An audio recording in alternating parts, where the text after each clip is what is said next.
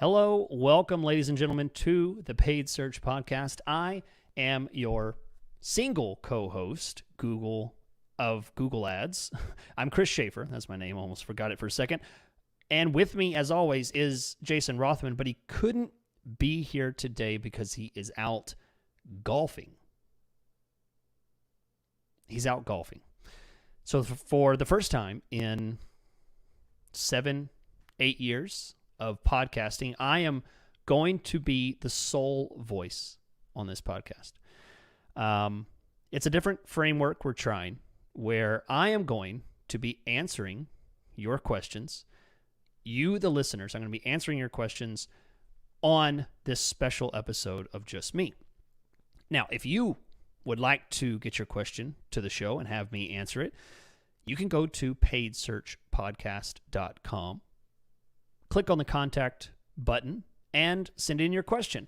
I am happy to answer questions about Google Ads. That's what this entire show is about. That is the whole goal, is to educate and discuss Google Ads.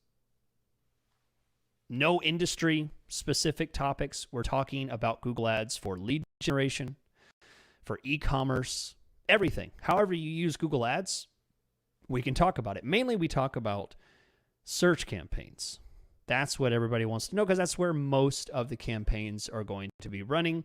And I have some great questions from around the world, mainly in the U.S. this time. We don't always have a lot of U.S. questions or people from the U.S., but today we do. So we got some great questions coming in from South Carolina and one from the greatest state in the Union, Texas.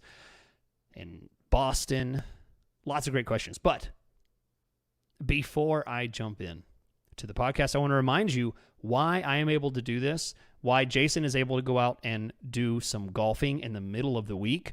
Optio. Optio has made my life easier, has made Jason's life easier. It is the podcast. It is the Google Ads management tool for getting things done faster. It's the smarter way to manage your Google Ads campaign. They're offering, for our listeners, an exclusive offer. You can double your free trial of Optio by going to optio.com/PSP. This tool will allow you to manage your campaign in ways that you never thought you'd be able to run through so quickly. I mean, you can check your ad copy. You can check your keyword bids. Some location questions that might pop up that it's going to bring to your attention.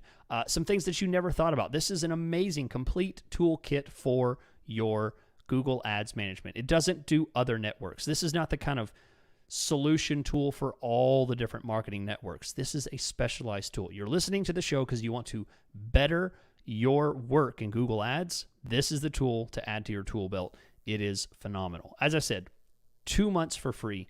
8 weeks, 60 days of Optio. That's Optio, opteo.com/PSP. Use the little chat window to tell them, hey, I heard about it from Chris on the Paid Search Podcast. They will honor this exclusive offer. Okay, so to begin with, let's start with JT. He is from Greenville, South Carolina. Of course, as any listener of the show would know, I know nothing about any state in the Union apart from Texas. I haven't been there. Don't know about it. Sorry. JT, if Jason was here, I'm sure he'd say something super educated and smart about it. I know nothing. But as JT says, he is a longtime listener of the show, and he won't be offended. In fact, he kind of nags me about that, as you'll see in the question. JT says, hey guys, longtime listener with a previous on-air mention, so I'll skip reiterating how great the show and the hosts are and get straight to the question. JT, how dare you? You're lucky I'm reading this. It's a great question, so I'm reading it. But you know you must start every question with praise and adoration for our skills and our amazing podcast. So don't let it happen again, or that might be the last time you guys hear from JT. Here's a question. When deploying a service to keyword ad group strategy, which is a strategy that we've discussed many times as opposed to a SKAG, single keyword ad groups. This is what we call the new SKAG. This is a service to keyword ad group type of strategy where you have an ad group with multiple keywords focused on one particular service. He says, what should be done with Google recommended keywords that overlap the ad groups? For example, if I have a service ad group that gets a recommendation to use a keyword that's in another geographic ad group, should I apply it or dismiss it? Would the application set the two ad groups to compete against each other? Okay, a lot of questions coming in. We'll hit these one at a time. You've recently adopted the don't fight the system mindset. So another way to ask this is, what's the danger, if any, in adding all search terms that generate conversions as keywords?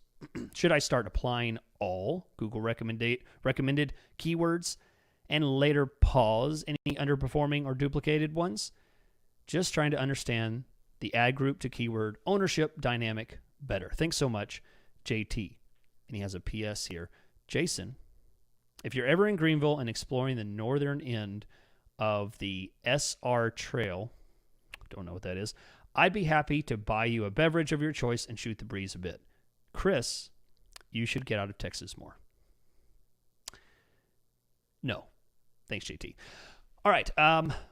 So let's go through this. Multiple questions. They're really good questions here. So when deploying a service to keyword ad group, what strategy should be done with the recommended ad groups that overlap? So first, let's talk about Google recommended keywords and this overlapping. So yeah, a keyword is no longer going to be as precise, and that's why JT is concerned about, not adding more keywords, because maybe that keyword will work better than the other because you don't necessarily know exactly what kind of traffic the keyword's going to bring in. It's very loose in the way that it attaches to certain search terms and the results that it can get. But the idea that adding a keyword that competes, quote unquote, with another keyword in another ad group, I don't think this is an issue. I don't think this is a problem across one campaign, because the fact is you're never going to get a situation where you aren't going to have some overlap, because there's always those long tail keywords that happen that could hit multiple ad groups. It could hit the general ad group, the geographic ad group, the service ad group. It could hit all of those. Okay, so you're never going to have a situation where these two keywords are never going to overlap. So I would put that aside. I don't think that competition and cannibalization is going to be an issue between ad groups, because that's going to be very natural. Google's going to pick the best keyword. Now, I think that the issue can be complicated a lot if you are doing that across campaigns, where you have a campaign that's sharing the same keyword as another one, but that's not the situation we're talking about. So I'm not worried about that. So let's get to the question here about Google recommended keywords that overlap. Should you add a bunch of them? Is there a point when you have overdone the number of keywords, and you're saturating it too much? I'm not sure how I feel about that, JT. So let's talk about why. I'm just going to kind of break this out and talk about my thoughts about why I'm conflicted. I never want to have too few keywords. As I often describe it, I feel like keywords are a fishing pole, where the more fishing poles, the more opportunity you have for a hit, for a fish that you're going to catch. Okay? More fishing poles out there, more opportunity to catch something. So that's great. On the other hand, I don't ever want to put too many out there, mainly because it makes managing the campaign more complicated. As a manager, you need to make decisions about certain ones to pause. And if you're diluting the efficiency of one keyword by saturating the clicks across, 15 keywords when it could have just been maybe 2, it's harder to make a decision because Google will be picking certain keywords that won't be showing up on others, and it will be showing up on one, and it's hard to know why that's going to happen. It makes it more difficult. That's my thoughts. It's mainly a management issue. It's mainly a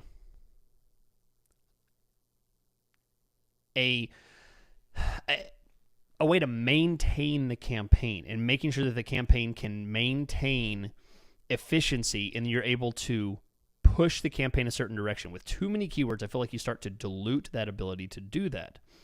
But on the other hand, you have more fishing poles out there with the right kind of bait that might not have caught something else. One keyword is never the same as another keyword. So I think there's a medium there. I am not concerned with the overlap. I'm not concerned with competing keywords. If they could go in either one, it kind of lies in a gray area in between. Just pick one ad group. And as far as adding all keywords, I do not think that is a good idea, because I think that adding complexity to a campaign simply for the idea of, just saturating the entire account with more and more keywords in order to capture more, I feel like you lose precision. I feel like you lose the ability to be precise and make decisions about keywords and make precise adjustments and optimizations. So I feel like you're moving in the wrong direction there. So great question, JT. It's a lot to think about, and really it comes down to, who's making that decision, what kind of industry it is, what kind of topic it is that you're trying to bring in, how much volume there is. If there's less volume in a certain ad group, why add 150 keywords to this? Why add so many keywords that, they're each receiving a couple of impressions each, 0 to 1 click each for these keywords? Does not seem like a good solution, but that might work. Might be a great idea if you have an ad group that gets tons and tons of clicks, hundreds of clicks in a week, in a couple weeks. That might be an interesting situation. But I don't know. It all depends on what you're looking at, and the last thing I want you to do is to add complexity in a hope that somehow you'll get more out of the campaign by adding complexity. That is, I think, a failure. That is a mistake that many people make. They think that I can outthink the system. And as you said very well, I'm much more don't fight the system than I used to be. Many years ago, I used to think I can do this. The system's not as good, as my human mind can think. I need to be able to tell Google what I want clicks for. That's no longer the world we're living in. So don't fight the system, and don't play into that system too much by thinking if you feed it a bunch of junk, it's going to somehow spit out gold. Doesn't happen. Does not happen that way. Okay, so next we're going to move to Amanda from Austin, Texas. I know Amanda. Hi, Amanda. Thanks for sending in the question. Worked with Amanda a couple times, as she'll discuss here. She says, hi, big fan of the show. For a couple years now, I've worked with Chris on Google Ads coaching, and he's the best and has helped me create some really cool ads for my jewelry business. Thanks, Amanda. My question is, a few episodes back, you mentioned being able to add your logo as an asset to your ads, and I'm not seeing that option. Has it just not rolled out to everyone yet? Do you have a certain quality score that you need to get access to this logo? I've seen it live on other ads on Google, and it looks so slick and legit. I really want the option too, and was wondering if you had any suggestions or further insight. Thanks, from your biggest fan in Austin, Texas. All right. So Amanda, you're 100% right. You answered your own question. Your assumption is that hasn't rolled out to everyone, is kind of right. Effectively, the logo is something that I think there's a certain qualification that you have to hit, maybe a certain amount of spend, or something like that you have to hit. I'm not going to pretend that I know what that is. I do know that there is something. It's either amount of spend, amount of time, something that has to greenlight your account. Maybe it has to do with industry. I'm not entirely sure, but the fact is, in all the accounts that I manage, not every one of them has the logo ability. And you know that you have it there's two ways that I see it. One is, as you're building an ad, at the very bottom, it'll say that you can add a logo and a company name in your ad. So open up an ad that you have, hit edit. In other words, when I say open it up, I mean go to your Google Ads account, click into an ad group, and click edit on one of your ads. And down at the very bottom, if you see something that says add logo, add business name, you can add it right there. So if you don't see it in other places, that is one place to possibly check and see it. The other option is to check your assets, as they're called now, formerly called ad extensions. Check those assets and look for a business logo or logo asset in your Google Ads. This is another place to add it. You can add it as a campaign level asset. And you're right, they look really slick. I have been really blown away about how generous Google has been in allowing us to add images, logos, all kinds of stuff to our ads now. I mean, that's changed so much in the past couple of years. It's pretty crazy. So I definitely encourage anyone who is not utilizing the logo to definitely see if you're eligible to do that. Unfortunately, I don't have a direct reason as to why you might not be able to do it. I'm sure there's probably some documentation and probably pretty easy to figure that out if you wanted to. But the fact is, if you have it, you have it. If you don't, you don't. Yeah, I definitely recommend it. It does not add any additional cost. It does not add any additional features other than the fact that it's just a logo that shows to the side of the ad. So people can click on the logo and it takes them to the same destination that they would as if they would have clicked the headline. So there's no advantage other than the fact that the person can see the ad. It's more visible because it's going to show up right next to the text of the ad. Okay, so next we're going to go to John from Boston.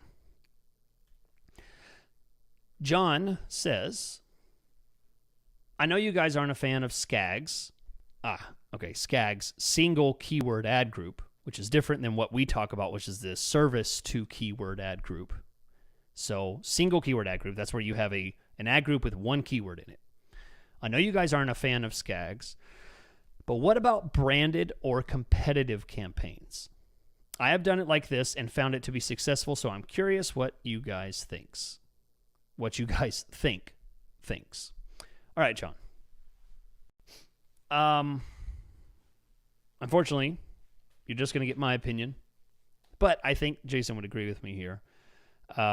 Let's start with some basics. If you haven't heard it before, I will reiterate very briefly why I think SKAGs is an absolute mistake now in 2023. It was a mistake in 2022 and a mistake in 2021. It's been a mistake for a long time. SKAGs is not a solution in Google Ads. I will stand behind that. I'll add one small caveat before I dive into this. The only reason I would ever say that SKAGs are fine is if they continue to prove themselves working better than other strategies. Why change something just because Chris said it on some podcast? Who cares? If it's working for you, great. But in no way would I ever start a strategy, because I think it's superior than other more best practice strategy. If it's been working like that for 20 years, keep it up. Great. I don't want you to change it just because I said so. But majority of people, 99% of the people out there that don't already have a SKAG running at a very efficient manner already, don't start it. It's not good. So let me explain why I'm against SKAG, and then I'll answer your question, John.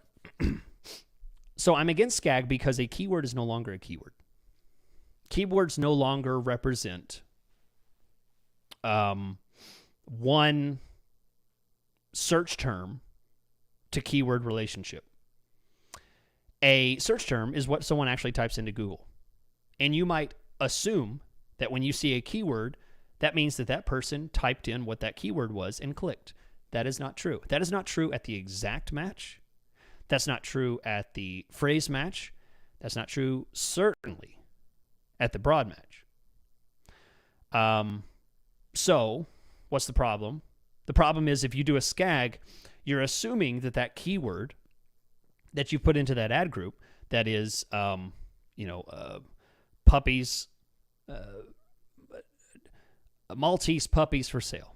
Let's think about something happy. Jason's not here. I don't want to talk about movers. My gosh, how many times have we used movers? Let's talk about something fun. Let's talk about cute little Maltese puppies. The little white, they're fluffy. They're cute. Cute little Maltese puppies. You're selling them. You have a keyword that says Maltese puppies for sale near me. That's your keyword. You have an exact match. Okay? You assume that your exact match keyword is going to be exactly as that. And then you have 3,000 other ad groups that have different variations of that Maltese puppy keywords.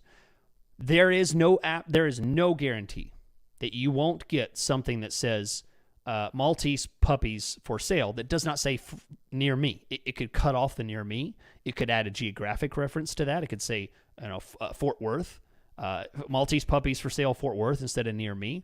It could swap the puppies Maltese for sale Fort Worth, and it completely changed the keyword. It still has the same intent. As we've discussed in videos episodes recently, you now know the rules behind what close variant means. And if you go back and listen to that episode, you'll realize that there's some very lenient, very wide, open-ended types of rules that decide the matching of a keyword to a search term. What is the one thing that is required if you're going to run a SKAG system, a single keyword ad group? What's the one thing that's required? That the keyword matches the search.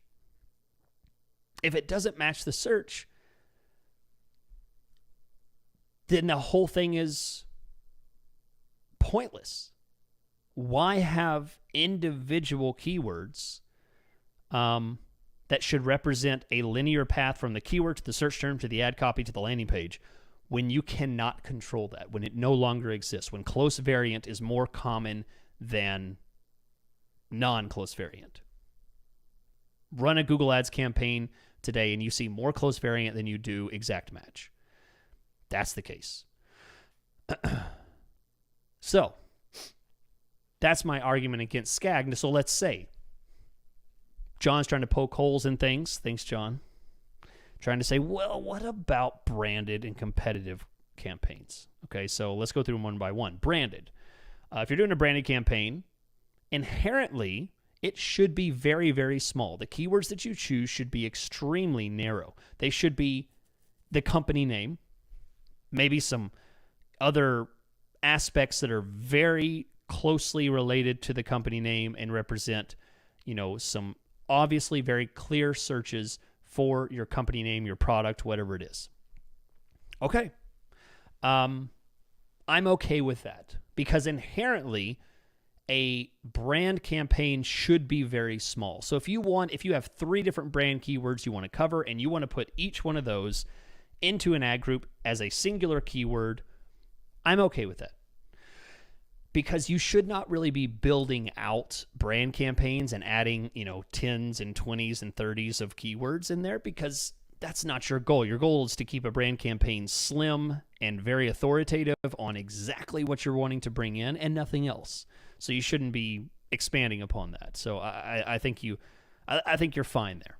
I think a brand campaign fits pretty well for a SKAG. I don't want to call it a SKAG because a SKAG is designed for different purposes. That's, it's the same kind of thing. But yes, if you want to consider it a SKAG, I'm okay with it. Let's talk about competitive campaigns. So I assume what you're talking about are competitor campaigns designed to target competitors. So you have competitor names. So you've chosen one specific competitor, and you have a campaign with 15 different ad groups, and each one of those ad groups has a competitor name. And maybe it's, a 3-word competitor name, 1 word. I'm not sure what it is, but it should be something very specific. Again, John from Boston, I'm okay with it.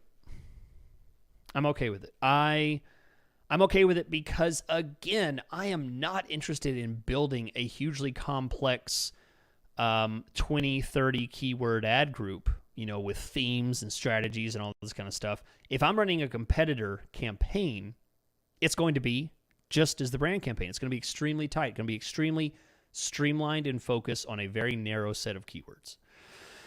I'm not going to add a whole bunch. I'm going to see if that one keyword is going to work. I'm not going to add variations of a competitor. If it's ABC puppies, because we're talking about puppies again. We're still in Happy Land here, Maltese puppies, and you're competing against ABC puppy cells. They sell puppies too. So you're advertising on ABC puppies. I'm not going to add ABC puppies and then other variations of that same company name. I'm going to just go after ABC puppies because that's probably the only thing that's really worth investing in, unless you find some other little magical search. But mainly you're going to go after that main competitor term. That's where the volume is. That's where you can hook other people to come to your site instead and possibly get them to buy your puppies. Okay, so John, you got me there. I'm conceding some ground here. I'm okay. I'm okay with SKAGs, with a brand, with competitive campaigns, simply because of the utility of the program itself. The utility of having those kind of campaigns is very unified, very specific, very linear, very granular, and that fits well for a SKAG. And I'm always in favor of simplicity for something like that. So if you want to have a competitor and have a little bit different message for this competitor versus another competitor, do you feel like that's useful? Great. I'm okay with it. Go forth and try it out. Thanks for the question, John. And I want to tell you guys, I have Anthony from Nashville coming up with a great question, and a couple more questions, all coming up on the show. Paid Search Podcast. Stay with me just a couple minutes. We will start again after the break. Welcome back. I want to remind you about our sponsor, Opteo. That's opteo.com/PSP.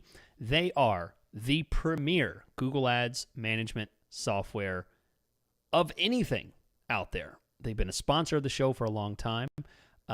They help me get more done. They help me check my campaigns. They help me check my accounts, go through. And if you own especially if you own an agency and you have several employees that have varying degrees of skill, this is a great way to level the playing field to make sure everybody's playing by the same rules, that they're checking the same kind of things. Such a great system. We've talked about it many times. Phenomenal offer to try it for 2 months for free. This is exclusively from the Paid Search Podcast, so you have to go to opteo.com/PSP. The link is in the description. You can try it there at no cost. All right, so here we go. We're going to try another question. And this one, oh boy, this one's from New York. I'm going to try and say this right. Massapequa, from Demetrius. Demetrius from Massapequa. I assume I'm saying that right. Definitely does not sound like an English word. That is amazing. Sounds like an amazing word. I don't know what it means, but sounds pretty cool. Here we go with a question about max conversions. All right, when running a Google search lead gen campaign and using the bidding strategy maximum conversions target CPA for a local business, I heard that you need at least 30 conversions a month to make the campaign worth running. I hear through your podcast that you like running max conversions with a target CPA, and I'm going out on a limb and say that all of your local lead gen campaigns don't have 30 conversions a month. If I run a campaign that gets less than 30 conversions a month, is it worth to still do max conversions? When the business goal is to generate leads, do you see great results with a max conversions target CPA and it still gets less than 30 conversions a month? Demetrius, very great question. You're absolutely right that not every one of my lead gen campaigns get 30 conversions a month. That is that's an understatement. There are many campaigns that do not get 30 conversions a month.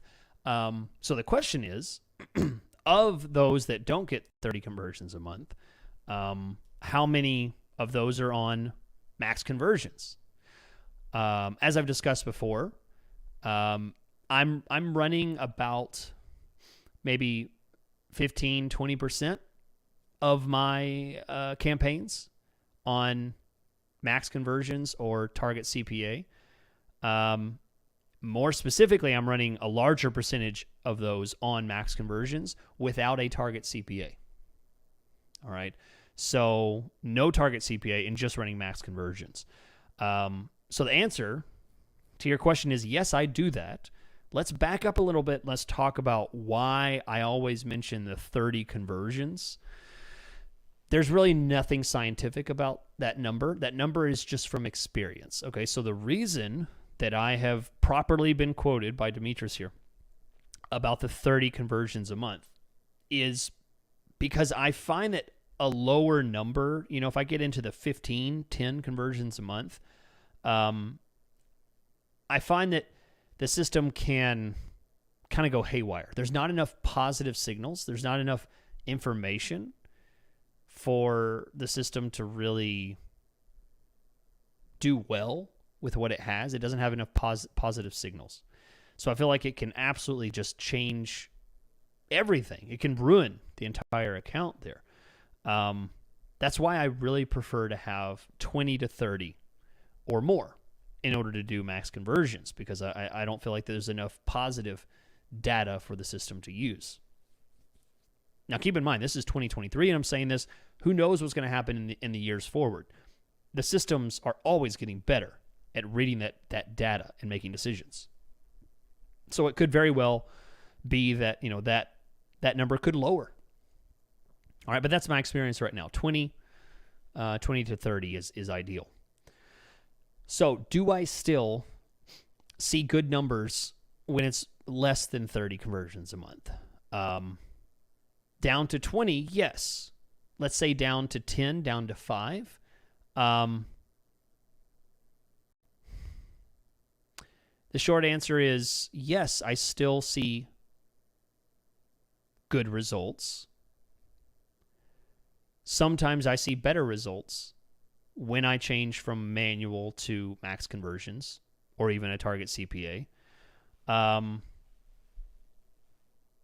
in no way do I find it to be reliable enough and consistent enough that I consider it. If something's getting 5 conversions a month, I don't even consider max conversions. I prefer to have my hands on the traffic quality, on the keywords, the search terms, and make those decisions myself. I do not want to give up control when I rarely see a very large uptick in the performance. I just don't see it regularly. So that's why. But the answer is yes, I absolutely do see good performance. I absolutely do see good performance whenever I have less conversions than 30 a month. It's just that it's not consistent. And I don't like to make giant guesses on a campaign, on an account, when, a business is on the line. This is important stuff. I mean, this is not just, it didn't work out. There's people on the other side of this campaign that could lose their job, lose their business, lose their income because of these. So I take it very seriously. And I just don't find consistency. Let me offer this. You say, well, how do I know, Chris? How do I, you obviously have tried it, Chris, because you talk about the fact that you don't see consistency. So you must have tried it with a 5 or a 10 or a 15 conversion a month. So how do you know? You must have done it. Well, the fact is, yes, you're right. I do. But when I do that, I always do it with an experiment. I never flat out change something from one bidding strategy to another without either a very good reason to jump from one to the other cold turkey. I mean, there might be times that I do that, but I'm going to have a very good reason to do that. I mean, it's usually going to be very situational type of things. If that's not happening, I am going to run an experiment before I make that jump.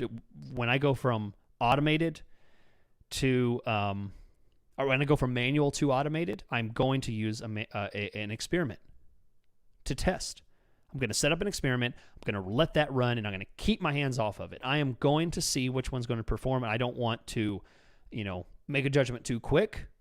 I'm going to let a lot of data flow through. I'm going to let the system, because max conversions, target CPA, are not known for their speed.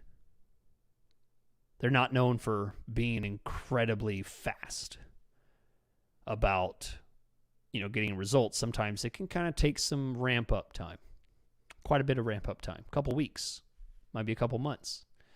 So I'm going to give it some time. An experiment could totally be a reason. So if you're wondering, Demetrius, if you should try it, even if you only have 5, 10, 15 conversions, yes, you should try it, but you should be a whole lot more cautious about it. Try it with an experiment. Set up an experiment. Try it with an experiment. That's a much safer way from losing the momentum that you already have, because the last thing that you ever want to happen is be getting 5, 10, 15 conversions consistently a month and go from that to 0 because the algorithm didn't have the juice, missed something, missed a beat, something went wrong. It's spinning on completely different keywords. The tone of the search